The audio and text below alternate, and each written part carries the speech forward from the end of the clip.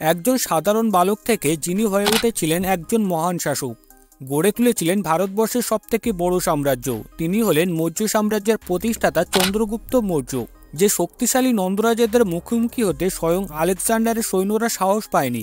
সেই নন্দরাজারা এই সাহসী তরুণীর কাছে পরাজিত হয়ে মগধ ছেড়ে পালিয়ে যেতে বাধ্য হন এবং অত্যন্ত দক্ষতার সাথে চন্দ্রগুপ্ত মৌর্য মগধের মুকুট নিজের মাথায় পরিধান করেন।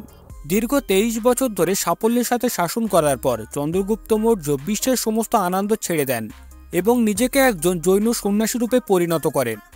বন্ধুরা, হিস্টোরিক্যাল বাংলার এই পর্বে আমরা আলোচনা করব চন্দ্রগুপ্ত মৌর্য কিভাবে ধননন্দকে পরাজিত করে মগধের শাসক হন এবং কী কারণে তিনি নিজেকে জৈন সন্ন্যাসীতে পরিণত করেন।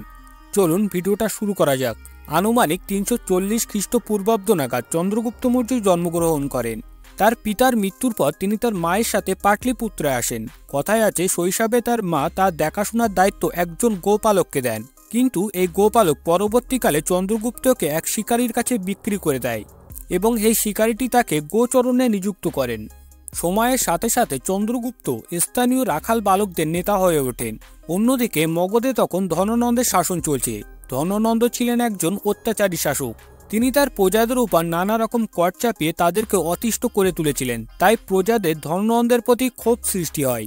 ধননন্দের এই অত্যাচারের হাত থেকে প্রজাদের মুক্তি দেওয়ার জন্য চাণক্যের বাবা এবং ধননন্দের মন্ত্রিসভার একজন সদস্য ধননন্দকে সিংহাসন থেকে সরানোর জন্য একটি পরিকল্পনা করেন। কিন্তু এই পরিকল্পনা ধননন্দ জানতে পারে এবং তাদের দুজনকে মৃত্যুদণ্ডের আদেশ দেয়। চাণক্য তার পিতার মৃত্যু কোনোভাবেই মেনে নিতে পারেনি। তিনি প্রতিজ্ঞা করেন ধননন্দের শাসনকে তিনি ধ্বংস করে দেবেন। সেই উদ্দেশ্যে তিনি মগধ ত্যাগ করে তক্ষশিলায় যান। তার শাস্ত্র এবং জ্ঞান চর্চা তক্ষশিলায় খুব জনপ্রিয় হয়ে ওঠে। একদিন চাণক্য তক্ষশিলায় যাওয়ার পথে দেখেন কিছু বালক রাজা প্রজার খেলা খেলছে। রাজা চরিত্রে অভিনয় করা ছেলেটির অভিনয় দেখে তিনি মুগ্ধ হন এবং দাঁড়িয়ে তাদের খেলা দেখতে থাকেন। হঠাৎ একটি হিংস্র পশু তাদের দিকে আসতে থাকে। সব বাচ্চারা ছুটে পালায়, কিন্তু যে ছেলেটি রাজার চরিত্রে অভিনয় করেছিল সেই ছেলেটি পশুর সাথে মোকাবেলা করে। চাণক্য ছেলেটির বীরত্ব দেখে মুগ্ধ হন এবং প্রশ্ন করেন, সবাই ভয়ে পালিয়ে গেলেও তুমি যাওনি কেন? উত্তরে বালকটি বলে, আমি রাজা, রাজার দায়িত্ব প্রজাদের রক্ষা করা।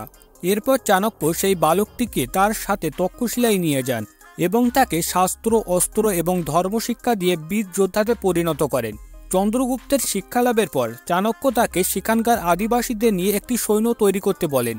ঠিক সেই সময় আলেকজান্ডার ভারত আক্রমণ করে। 327 খ্রিস্টপূর্বাব্দে আলেকজান্ডার হিন্দুকুশ পর্বত অতিক্রম করে ভারতের দিকে আসতে থাকে এবং 226 খ্রিস্টপূর্বাব্দে তিনি তক্ষশিলায় প্রবেশ করেন। তক্ষশিলার রাজকুমার অম্বিক আলেকজান্ডারের বশ্যতা স্বীকার করে। এরপর আলেকজান্ডার পাঞ্জাব আক্রমণ করে এবং পাঞ্জাবের শাসক পোরাস বা পুরুকে পরাজিত করে, কিন্তু পোরাসের বীরত্ব দেখে আলেকজান্ডার তাকে বন্ধু বানিয়ে নিয়েছিল।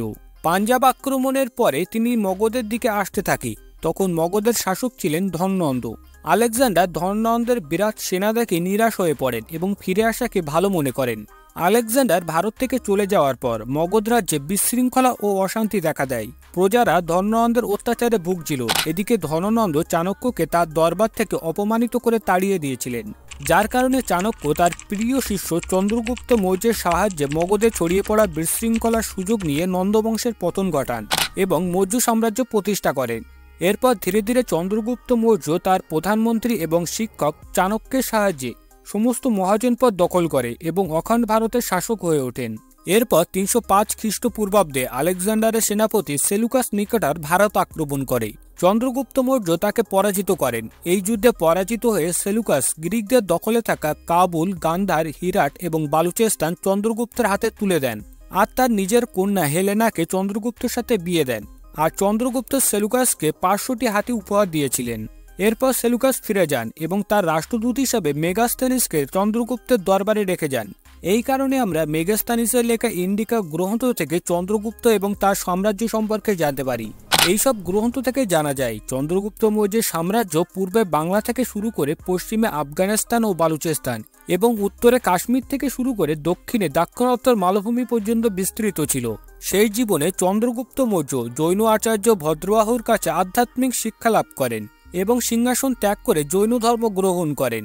এই সময় তিনি ভদ্রবাহুর সাথে দক্ষিণাত্য যাত্রা করেন। জৈন ধর্ম অনুসারে তিনি তার পুত্র বিন্দুসারের কাছে তার রাজ্য সমর্পণ করেন। আনুমানিক 298 থেকে 295 খ্রিস্টপূর্বাব্দের দিকে বর্তমানে কর্ণাটকের শ্রাবণ বেলগুলায় তিনি স্বেচ্ছায় উপবাসরত হন এবং দেহত্যাগ করেন। বন্ধুরা, এই ছিল চন্দ্রগুপ্ত মৌর্যের পুরো কাহিনী। আর আপনারা চন্দ্রগুপ্ত মৌর্য সম্পর্কে কি জানেন সেটা নিচে কমেন্টে জানাতে পারেন।